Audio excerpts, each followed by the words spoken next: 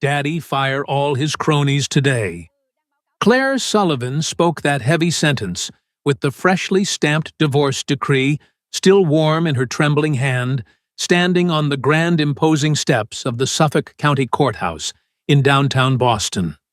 6 years of a seemingly perfect marriage had just been completely dissolved and reduced to 3 thin sheets of legal paper. But James Miller did not have the face of a defeated man. On the contrary, he smiled with a chilling brightness, looking exactly as if the divorce had not taken anything away from him, but rather had finally opened the ultimate golden door he had been waiting for all along. The brisk New England wind whipped around them, carrying the distant sounds of city traffic. But James remained perfectly still, radiating a toxic kind of triumph. He adjusted his expensive wool coat, a coat Claire had purchased for his birthday 2 years prior, and looked down at her with an expression of sheer, unadulterated condescension that made her stomach churn violently. Right by his side stood Megan Reed, his arrogant mistress, wearing an impeccably tailored light-colored dress that defied the autumn chill, and a very expensive designer leather bag casually hung over her slender arm. Claire recognized that specific luxury model, instantly feeling a sharp, familiar sting of humiliation prickling at the back of her tired eyes. Several months ago, that exact same designer bag had mysteriously appeared as a massive, unexplained charge on their joint credit card statement, disguised as a vague corporate expense for a client dinner that had never actually taken place. Megan offered Claire a pitying saccharine smile that did not reach her cold, calculating eyes, clearly enjoying the devastating public spectacle they were making on the courthouse steps.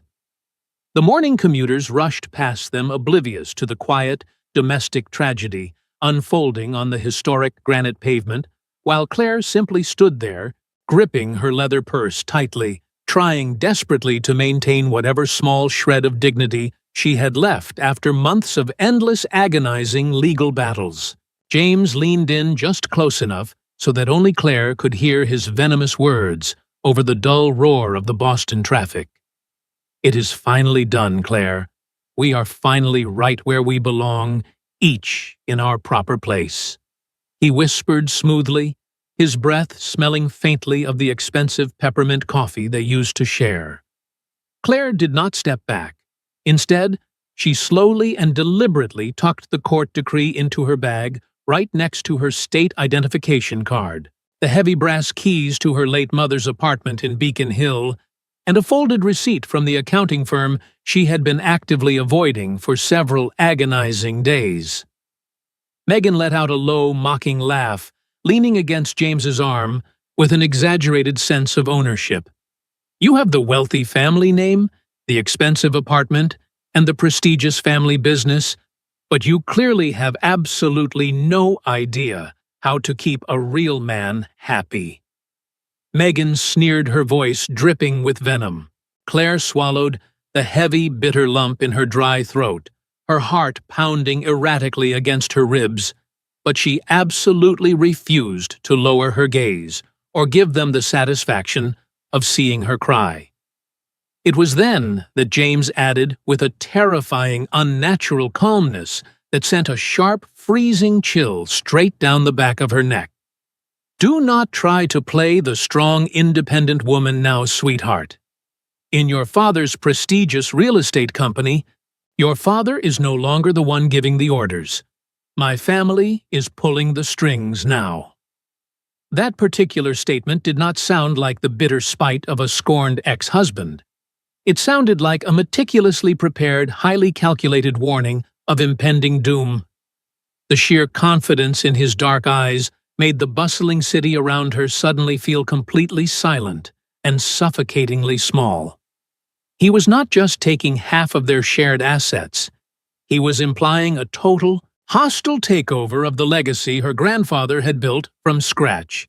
Claire immediately unlocked her mobile phone right there on the busy sidewalk, ignoring the loud noise of the yellow taxis honking and the dense crowds of people aggressively pushing their way out of the busy courthouse doors. With trembling fingers, she frantically logged into the private internal employee directory of Sullivan Real Estate Management, specifically filtering her desperate search for the last names Miller and Reed. To her absolute horror, a massive, endless list of familiar names suddenly flooded her small glowing screen, populating vital departments like front desk reception, corporate payroll, property, purchasing, building maintenance, third-party vendors, and daily incident management. There were far too many names, far too many administrative permissions granted, and entirely too many financial doors left wide open by her own trusting, naive hands over the past half-decade. She felt incredibly foolish, realizing how completely blind she had been. For many consecutive years, Patricia James's seemingly sweet and maternal mother had systematically asked for one tiny, harmless little favor after another, a supposedly hard-working nephew who desperately needed a job, a highly organized sister-in-law who was supposedly fantastic with accounting numbers, a distant cousin who was allegedly a genius at fixing broken window blinds. Every single one of those seemingly innocent requests had arrived beautifully wrapped in the comforting scent of homemade apple pie, warm cups of morning coffee, and deeply emotional manipulative phrases about the supreme importance of family loyalty. Claire immediately dialed her elderly father's private number, her hands shaking so violently she almost dropped the device. Richard answered after 3 long, agonizing rings. "Daddy," she spoke firmly, completely refusing to let a single tear fall from her eyes. "Fire all of his cronies today." Satrit. On the other end of the secure cellular line, there was a profoundly heavy, deeply unsettling silence that stretched on for what felt like an absolute eternity. Finally, her father's voice echoed through the speaker, sounding unimaginably grave, tired and heavy, with the immense weight of terrible unspoken secrets. "Come straight home right now, Claire, and under no circumstances should you open any electronic mail forwarded by James," he instructed softly but firmly. Claire slowly pulled the phone away from her ear and stared blankly at the glowing screen. A brand new notification had just popped up in her corporate inbox. The subject line read, "Final pending authorization." Claire did not open the terrifying message. Instead, she powered down the screen, completely shoved the phone deep into her bag, and walked purposefully toward the busy taxi stand, clutching the divorce decree tightly against her chest, while the chaotic city of Boston continued to spin wildly around her. The yellow taxi aggressively navigated the narrow, familiar cobblestone streets, lined with antique doorways, narrow wrought-iron balconies, and slightly crooked wooden shutters, faded by the harsh coastal sun. Sitting quietly in the worn leather back seat, Claire vividly remembered the very first time she had ever brought James to this historic neighborhood. Back then, he possessed absolutely no private corner office and possessed absolutely no stable, wealthy clients of his own. He was merely working for cheap hourly wages for a struggling, aggressive attorney in Cambridge, spending endless nights thoroughly reviewing tedious labor contracts and incredibly small, insignificant legal claims. He had arrived at her family home carrying a terribly cheap bottle of red wine purchased from a local discount supermarket, acting incredibly nervous, aggressively polite, and respectfully calling her father Mr. Sullivan, even though Richard had warmly and repeatedly asked the young man to address him by his first name. Claire had deeply and foolishly fallen in love with that carefully constructed illusion of profound modesty, or at least what she desperately wanted to believe was genuine modesty. Shortly after their beautiful wedding, his mother, Patricia, formally entered the picture.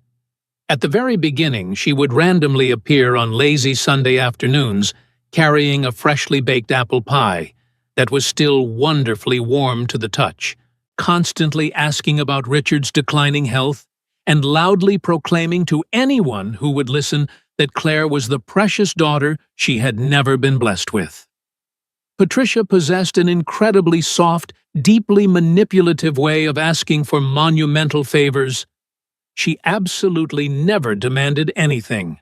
Outright, she merely let a heavy, sorrowful tragedy fall right in the middle of drinking her afternoon tea.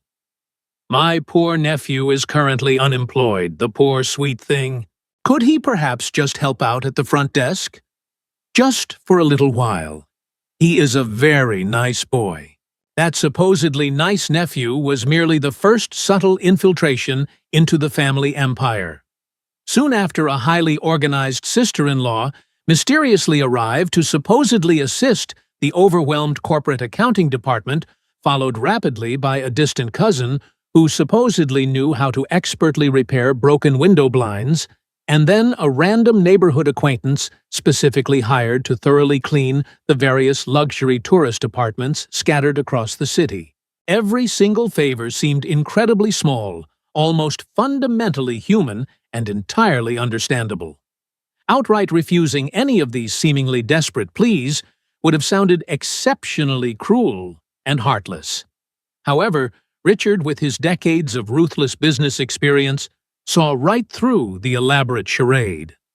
One rainy afternoon inside his private home office, he had told her, without ever raising his commanding voice, "It is one thing to help people, Claire. It is an entirely different thing to leave the main cash register completely wide open for them."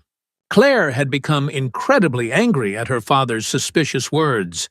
She angrily replied that not absolutely everyone had been luckily born with a prestigious family name, a massive corporate empire, and a fully paid luxury apartment in the best part of the city. She passionately argued that James desperately needed to feel professionally respected, that her new husband's struggling family was absolutely not a dangerous threat, but rather just a group of honest, hard-working people desperately searching for a golden opportunity. Now, as she slowly inserted the heavy brass key into the antique wooden door of the Beacon Hill apartment building, those past arguments burned her deeply, hurting far more than any direct reprimand ever could. The incredibly old, terrifyingly slow elevator took an absolute eternity to descend to the lobby. The tiny metal cabin smelled strongly of cheap lemon floor cleaner and massive stacks of forgotten accumulated mail. Inside her personal brass mailbox, wedged tightly between glossy advertisements for a local cosmetic dentist and mundane community utility bills, she surprisingly found a thick, heavy envelope explicitly marked from the family's independent accounting firm. She nervously shoved it into her leather purse, without daring to open it quickly, unlocking the door and stepping into the silent, freezing apartment. Her late mother's beautiful, handcrafted wooden dining table still sat faithfully next to the bright kitchen window. Resting silently on top of the polished wood was a perfectly clean porcelain coffee mug, placed completely upside down, looking exactly as if someone was patiently waiting for their early morning coffee to be poured. Claire gently placed the heavy divorce papers right next to the empty mug and took a very long, deep, shaky breath, trying desperately to calm her racing, terrified heart. She purposefully did not stay inside the haunted apartment for very long. She quickly opened a lower desk drawer, aggressively pulling out a thick manila folder filled to the brim with incredibly old, outdated employment contracts, faded copies of early payroll slips, and heavily printed email correspondence dating all the way back to the very first years of her marriage.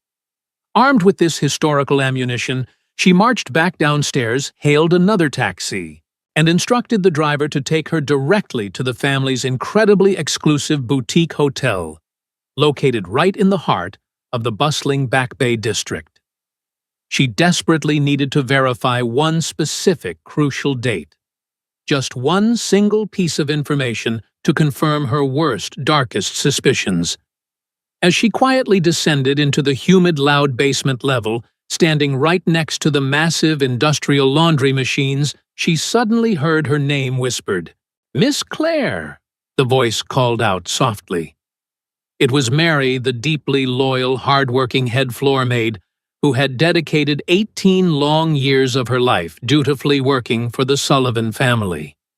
The older woman possessed hands that were completely reddened and thoroughly cracked from years of harsh cleaning chemicals, and her tired eyes darted around nervously.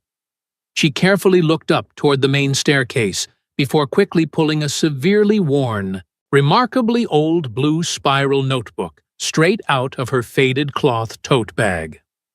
"This precious thing should absolutely never be thrown away," Mary whispered urgently, her voice trembling slightly. "Right inside here is the undeniable truth of who actually worked inside this building." Claire carefully took the worn blue notebook, using both of her trembling hands, feeling as if the small, fragile object weighed significantly more than an entire filing cabinet full of corporate documents. Mary absolutely did not add another word. She merely wiped her cracked, chemical-stained hands aggressively on her white cotton apron, quickly lowered her gaze, and practically ran back toward the loud, steaming industrial laundry room the exact second she heard heavy footsteps echoing on the wooden staircase above them. That incredibly small, profoundly terrified gesture silently told Claire that the battered blue notebook in her hands absolutely did not contain a simple, innocent list of daily employee shifts. She quietly walked up the back stairs to the small hidden administrative office of the luxury hotel, the specific room that directly overlooked the quiet interior courtyard, where the staff frequently hung massive white cotton sheets to dry whenever the weather was pleasant. She firmly closed the heavy wooden door behind her, locking it with a satisfying click, and dropped the thick manila folder onto the dusty desk. She slowly opened the worn blue notebook right to the very first crinkled page. The fragile paper smelled strongly of dark, damp basements, harsh industrial bleach, and cheap leaking ballpoint pens. The pages were meticulously filled with real names carefully written in incredibly firm, deliberate handwriting, recording precise morning entry times, specific room assignments, unexpected boiler malfunctions, urgent light bulb replacements, demanding customer requests, and authentic, ink-stained signatures firmly stamped at the very end of every single grueling workday. At first, Claire completely failed to understand what crucial piece of evidence she was desperately searching for. Then, suddenly, the very first massive discrepancy practically jumped off the page and slapped her across the face. Mary, the terrified maid, was clearly listed in the blue notebook, working 3 consecutive Sundays straight, clocking in precisely at 8 in the morning and leaving exhausted at 6 in the evening. However, on the officially printed corporate payroll document that Claire had just retrieved from the Beacon Hill apartment, Mary was shockingly registered as only working a simple part-time schedule. The next devastating revelation was Emily, the deeply dedicated night receptionist. Inside the worn blue notebook, Emily had successfully completed 4 absolute grueling overnight shifts. Yet, inside the official digital internal accounting system, she was only financially credited for 2. Claire aggressively flipped through the fragile pages significantly faster, her heart hammering against her ribs. Every single handwritten line seemed to aggressively rip up another floorboard of the carefully constructed lies surrounding her. Conversely, the specific name of Ryan Miller, the supposedly hard-working nephew of the manipulative Patricia, was proudly listed on the official corporate roster of highly paid reception employees, but his name absolutely never appeared inside the blue notebook. Ryan had not signed in a single time. There was absolutely no signature, no recorded guest incident, and not a single handwritten note ever produced by him. The exact same terrifying situation occurred with Brittany, the supposedly highly organized sister-in-law who allegedly assisted the overwhelmed accounting department. She consistently received a massive, highly lucrative financial bonus for constant administrative availability, but absolutely nobody in the entire building had ever recorded her physically stepping foot inside the luxury hotel for many consecutive months. Claire rapidly flipped open the small, dusty laptop, sitting abandoned on the corner of the wooden desk. It was definitely not James's highly secured personal computer, but rather the old forgotten auxiliary terminal belonging strictly to the hotel, technically still registered under the master name of General Corporate Administration. Because it had been completely ignored for months, Claire was still legally listed as a managing partner. Her highly secure digital administrative access certificate had remarkably never been formally revoked by the IT department. The incredibly old complex password miraculously still functioned perfectly because absolutely nobody in James's arrogant family had ever imagined that the heartbroken, supposedly defeated Claire would ever dare to look inside the system from this forgotten basement terminal. She quickly accessed the master payroll software, aggressively downloading the financial records for the last 6 months, and instantly began conducting a side-by-side comparison. The chaotic mechanical noise of the industrial laundry room violently vibrated through the floorboards beneath her feet.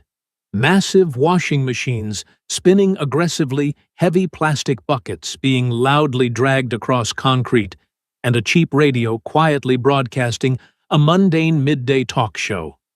The surrounding environment was incredibly normal, almost painfully ordinary, and for that exact reason, the massive betrayal hurt significantly more. The systematic financial theft was absolutely not cleverly hidden inside massive, brilliant, highly complicated corporate contracts. It was disgustingly buried deep inside poorly compensated hourly wages, entirely erased Sunday shifts, and fake names belonging to lazy relatives who happily collected massive paychecks without ever breaking a single drop of sweat. At exactly 20 minutes past 3 in the afternoon, Claire quietly descended into the dusty, cluttered maintenance utility room. Hidden deep inside a battered cardboard box, she shockingly discovered hundreds of fake repair work orders aggressively stapled directly to severely inflated invoices. Replacing a simple broken motor for a standard window blind on the second floor was billed at an outrageous $980. A remarkably quick internet search on her mobile phone instantly revealed that the standard average price for that specific repair rarely ever reached $200. An allegedly urgent mandatory safety inspection of the antique elevator system was billed at a staggering $4,700. The deeply suspicious invoice originated from a mysterious company named Miller Integral Services, a completely unknown corporate entity legally registered to a terrible rundown residential address in Dorchester, heavily tied to Patricia's own brother-in-law. Claire did not scream, cry, or throw things. Instead, she methodically used her mobile phone to capture perfectly clear photographs, capturing absolutely every single page and every single fraudulent invoice. She then systematically forwarded absolutely all the explosive evidence directly to her highly secure, heavily encrypted personal email address using a remarkably neutral, incredibly boring subject line, Hotel Documentation. Before quietly shutting the old laptop down, she meticulously checked the digital trash bin of the corporate email server. There were highly sensitive messages permanently deleted just 2 days ago. One incredibly specific, highly damaging email, aggressively sent by James directly to Megan, was miraculously still fully recoverable. Claire slowly clicked the digital button with her heart sitting completely still inside her chest, opening the file the exact same way a terrified person opens a medical envelope when they already know the agonizing truth hiding inside. The message read, "As long as Claire remains thoroughly distracted and emotionally destroyed by the messy divorce proceedings, we will aggressively lock down absolutely everything before Richard ever decides to look closely at the corporate accounts again." For several agonizing seconds, Claire completely forgot how to breathe. That single terrifying sentence absolutely did not speak of spontaneous, desperate improvisation. It spoke of a meticulously planned, highly organized criminal conspiracy, with a strict calendar, immense urgency, and someone constantly monitoring her every single desperate move. Buried slightly below that horrifying text, almost completely lost between two broken paragraphs, was another incredibly terrifying sentence. The lucrative sale of the Beacon Hill apartment absolutely cannot wait any longer. Claire finally arrived at the massive, heavily guarded gates of the luxurious Brookline estate, carrying the worn blue notebook securely hidden deep inside her leather bag, alongside an explosive stack of freshly printed fake invoices. She had absolutely not called ahead. She had merely sent her elderly father a remarkably short, incredibly urgent text message. "I am coming straight home right now. The situation is significantly worse than we ever initially thought." Richard was patiently waiting for her inside the grand, dimly lit study, sitting quietly right next to the massive bay window overlooking the perfectly manicured, sprawling back garden. His heavy wooden walking cane rested against the coffee table. A massive, remarkably thick gray folder sat completely open right next to his resting hand. He absolutely did not ask her if she was feeling okay. Sometimes the rare people who genuinely and deeply love you completely understand that asking such a mundane question only serves to completely break whatever fragile strength you have left. "Show me absolutely everything," Claire demanded softly but firmly. She carefully placed the worn blue notebook detailing the real employee shifts. The freshly printed fraudulent payroll documents, the clear digital photographs of the heavily inflated Dorchester invoices, and the horrifying recovered email message sent by James directly onto the polished mahogany table. Richard slowly put on his reading glasses, reading absolutely every single word incredibly slowly. His weathered face completely changed color several times, yet he absolutely never raised his calm, authoritative voice once. When he finally reached the terrifying sentence regarding the impending illegal sale of the Beacon Hill apartment, he tightly closed his tired eyes for one agonizing second. "I warned you once, before," he murmured quietly into the silent room. Those requests were absolutely not innocent family favors. They were a calculated, aggressive invasion. Claire absolutely did not try to defend herself. She no longer possessed the emotional strength to falsely protect her shattered pride. She quickly ripped open the heavy envelope from the independent accounting firm that she had blindly grabbed from her mailbox earlier.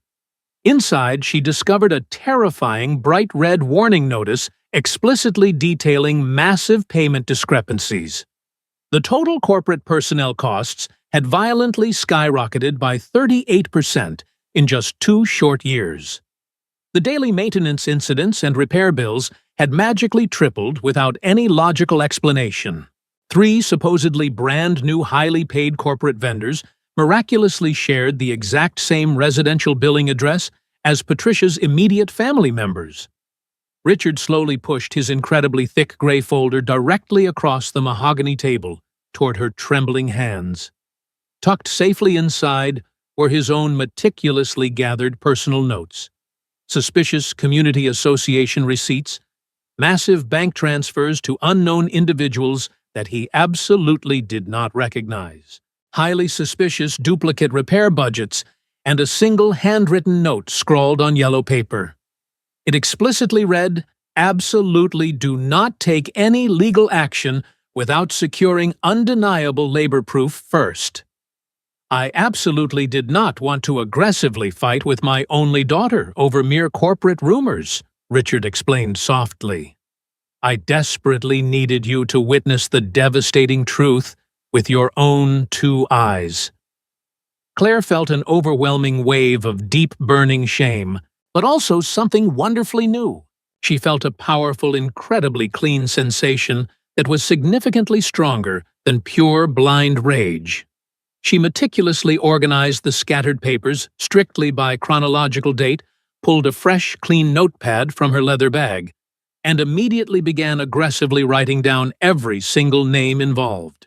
She absolutely no longer spoke like a shattered, freshly divorced woman.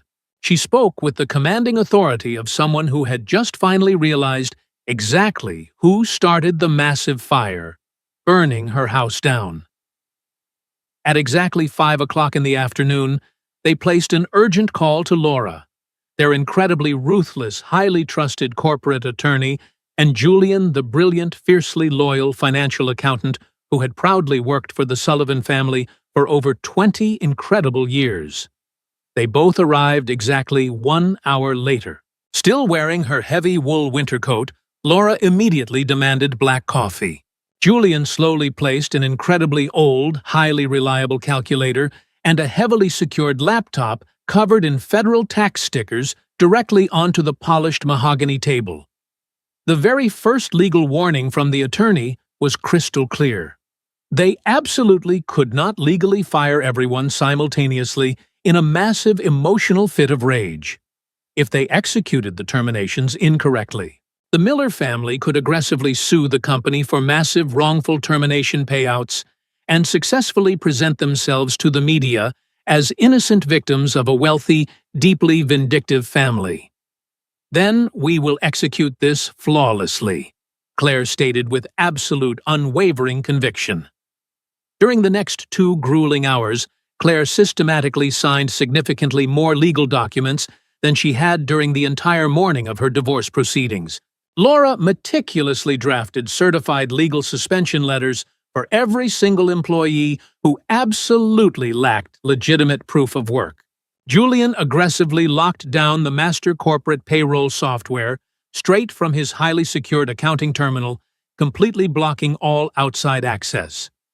Claire personally called the regional director of the State Street Bank and firmly demanded an immediate total suspension of all programmed corporate transfers heading to the 3 highly suspicious vendor companies until a thorough, aggressive legal review was completed. She also strictly ordered the absolute cancellation of every single corporate credit card directly linked to James Megan and 2 specific highly active family members related to Patricia. Then came the significantly more delicate, highly technical part of their aggressive counterattack. A brilliant, highly specialized forensic computer expert, explicitly recommended by Laura, immediately logged into the main corporate server remotely to create heavily encrypted, legally certified backup copies of every single email access log and recently modified digital invoice. Claire intently watched the glowing computer screen without ever looking away. Every single loading bar progressing across the screen felt exactly like a heavy iron door slamming securely shut, permanently locking the thieves out right before anyone could aggressively destroy the damning evidence. At exactly 40 minutes past 8 in the evening, the desperate phone calls finally began. First it was James calling repeatedly, then Megan trying her luck. Soon after, incredibly bizarre, completely unknown numbers flooded the screen. Claire simply let the phone ring endlessly into the silent room. Short, increasingly desperate text messages started rapidly appearing on the glowing glass. "What exactly are you doing? Claire, answer the phone right now. This absolutely will not end well for you." At exactly 17 minutes past 9, the incredibly loud security buzzer of the massive iron estate gate violently rang out. Displayed clearly on the glowing screen of the security intercom was Patricia standing completely soaked by the freezing Boston rain, with her wet hair plastered flat against her wrinkled forehead, desperately clutching a cheap plastic container of homemade apple pie tightly between her trembling hands. Richard absolutely did not order the security guards to open the massive iron gate. He slowly looked at the glowing intercom screen, then carefully turned his tired eyes toward Claire, silently waiting for his daughter to make the final decision.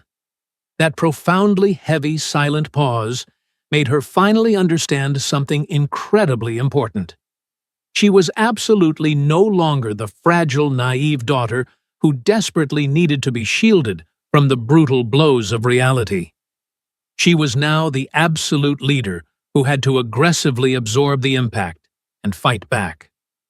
"Let her inside," Claire commanded softly. "But Laura absolutely must stay right here," Claire added firmly. The sharp corporate attorney calmly placed her black coffee down on the table and immediately activated the digital voice recorder on her mobile phone, placing it face down on the mahogany wood.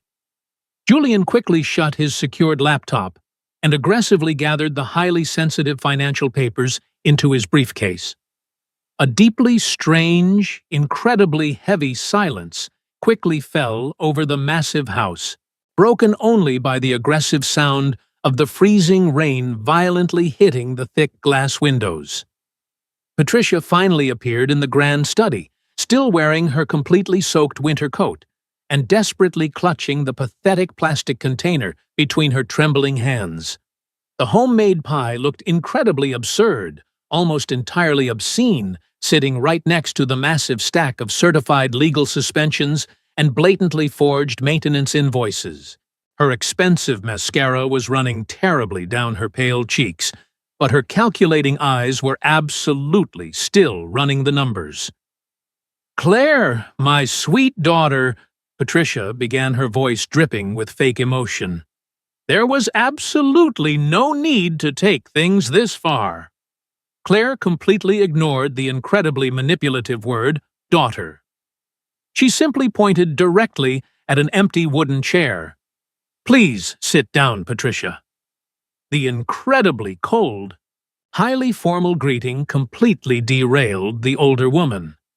Patricia slowly placed the plastic container down onto the low coffee table, looking exactly as if she believed she could still magically purchase a few extra minutes of blind trust with baked goods. She then turned her desperate gaze toward Richard. "Richard, please listen to reason. We are family. The poor children are completely terrified. They absolutely cannot access the corporate email system. The corporate credit cards are completely declining everywhere, and tomorrow is the absolute deadline to finalize the monthly payroll."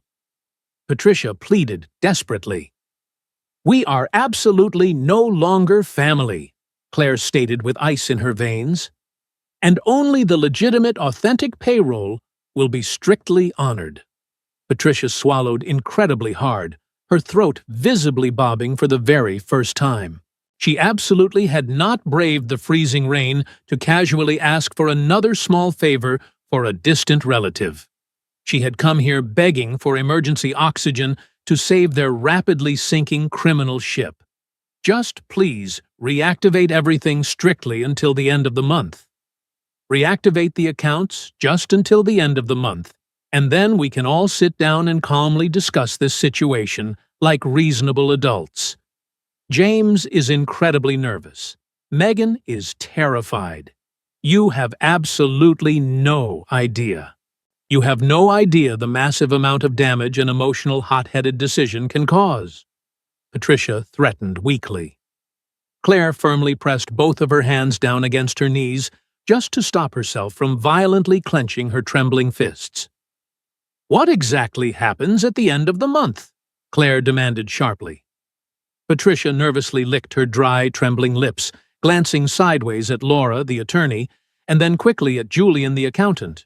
She had clearly arrived expecting to easily manipulate a deeply hurt, emotionally shattered ex-daughter-in-law, absolutely not a fortified war room filled with a ruthless attorney, a brilliant accountant, and a furious patriarch. There are highly complex, strictly confidential cross-payments happening behind the scenes, Claire complicated corporate matters. You simply do not understand the massive amount of money constantly moving around behind the curtains. Laura barely raised a single, skeptical eyebrow. "Then please explicitly explain it to us," Laura challenged smoothly. Patricia immediately lowered her trembling voice to a pathetic whisper. "If you aggressively cut those vendor contracts tomorrow, the independent accounting firm will instantly realize that several highly paid employees have absolutely never stepped foot inside the luxury hotel. And if that terrible information leaks out, the bank can aggressively demand absolute repayment of everything all at once. Claire suddenly felt the massive walls of the grand study rapidly closing in around her. "What bank are you talking about?" Patricia instantly realized she had spoken significantly too much, but it was already too late. "A simple corporate loan, absolutely nothing strange, exactly $620,000. James desperately needed the massive capital to officially launch his own private venture. The steady income from the maintenance and cleaning shell companies served as the required financial collateral. We just desperately needed 3 more months, Claire. We strictly needed 3 little months." Patricia begged. Richard tightly closed his tired eyes, looking exactly like a man listening to something deeply fractured, finally shattering into a million tiny pieces. "And exactly what happens after those 3 months?" Claire asked, with terrifying calmness. Patricia stared blankly at the plastic container, her wrinkled hand violently trembling directly over the cheap plastic lid. After those 3 months, James was going to rapidly sell the Beacon Hill apartment, completely liquidate the massive bank loan, and then absolutely everyone could simply walk away quietly without any massive public scandal. The beloved name of her late mother's beautiful apartment suddenly stopped being a mere sentence buried inside a deleted email, and instantly transformed into a massive, highly concrete, terrifyingly real threat. Claire felt an overwhelming wave of emotion. She felt much more than she remembered the absolute warmth of her mother's kitchen, the clean coffee mug resting upside down the beautifully folded tablecloth safely tucked inside the wooden drawer. "That specific apartment strictly belongs to me," Claire stated firmly. "It legally belonged to my late mother."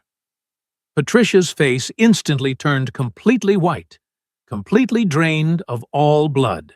James already possessed the fully executed legal authorization required to officially initiate the property sale. Claire absolutely did not move a single muscle. "I absolutely never signed any document authorizing that sale." Laura, the ruthless attorney, was already standing up. She immediately ordered Julian to access the highly secured digital archives of the independent accounting firm and aggressively searched the database for several tense minutes. When Julian finally located the highly encrypted document, he immediately sent it to the heavy office printer.